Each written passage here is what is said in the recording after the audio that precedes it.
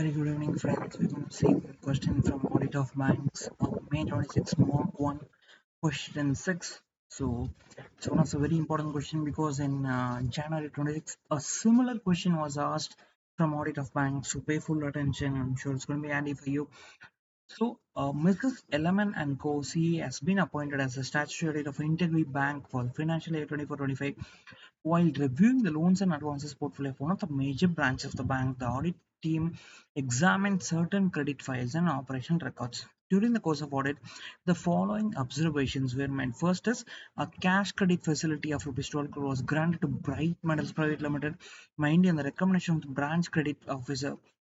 The credit file did not contain adequate evidence regarding the appraisal of the borrower's creditworthiness or appraisal of the or approval of the competent sanctioning authority. Next one is in another borrower account of Rajur Enterprises, the loan amount was disbursed before execution of certain loan documents such as the demand promissory note and letter of hypothecation. Next is third is certain pledge securities requiring registration was not registered in the name of the bank, and the documents supporting the bank's title were also not found on the record. Fourth one is in addition to the pledge securities mentioned in 3, certain other pledge securities were found to be kept in the custody of single officer instead of being maintained in a joint custody of two responsible officers.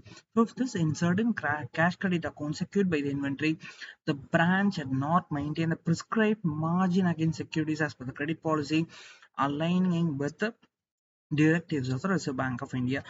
Identify the audit lapses evident from the above case in respect of loans and advances of the bank. Beautiful question, a lot of pure practical question, and also a lot of chances for coming because it was asked in May 26 Mark 1. And also this kind of questions have been the slight trend. Audit of banks, just want to give a quick background. Either it will come in 8 marks in MCQ, four questions or 3 questions, or it is coming in this format. For example, if you see January 26, question 6A was from Audit of Bank. So let's quickly check out what exactly is expected from you. First one is loan granted with a proper appraisal and sanction. So in this kind of questions, you need to give the title properly, the side heading, then proceed with the answer. So in this case, cash credit facility was granted to Bright Metals mainly on the recommendation of the branch credit officer, and the credit file did not contain any evidences. So as per the control requirements relating to L&A in banks, advances should be granted only if the bank satisfies itself regarding the credit worthiness of the borrower and also obtaining sanction from the proper authorities. So the granting of the advance with the proper appraisal and sanction constitutes a lapse.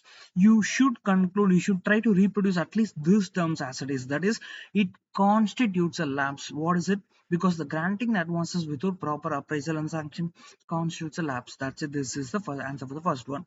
Next one is disbursement of loan before execution of necessary documents.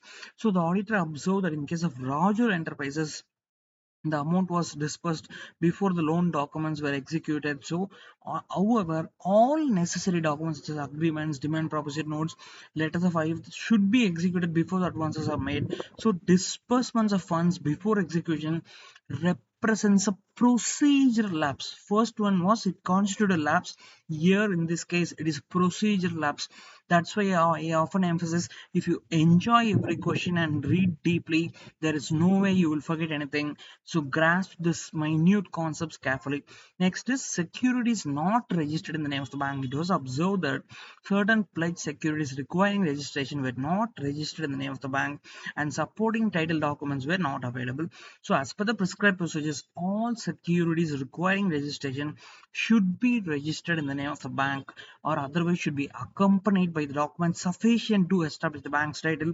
So failure to ensure proper registration of securities, it constitutes a lapse as well. Next one is improper custody of securities. The auditor noted that certain pledge securities were kept in the custody of a single officer instead of being maintained in joint custody. As per the control requirements prescribed in audit of banks, all securities should be received and written by a responsible officer and kept in the joint custody of two such officers.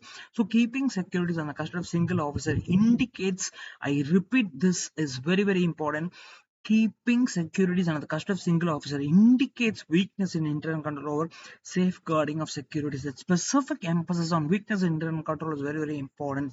Moving on, last question. Failure to maintain prescribed margin against securities. So in certain cash credit accounts secured by the inventory, the branch did not maintain the prescribed margin against securities in accordance with the directives of the Reserve Bank of India.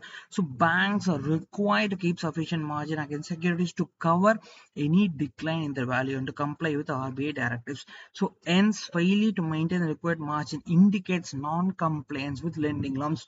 That's it. This is the question. This is the answer. So watch it, make note of the key terms, make full use of it. Audit of banks is very easy if you learn it practically, if you enjoy every question, be it audit of banks, be it group audit, be it NBFC, be it digital audit. Go to the deeper concepts, enjoy it, quickly finish it so that you will get more time to revise AFM and FR. Keep going, best on the way best.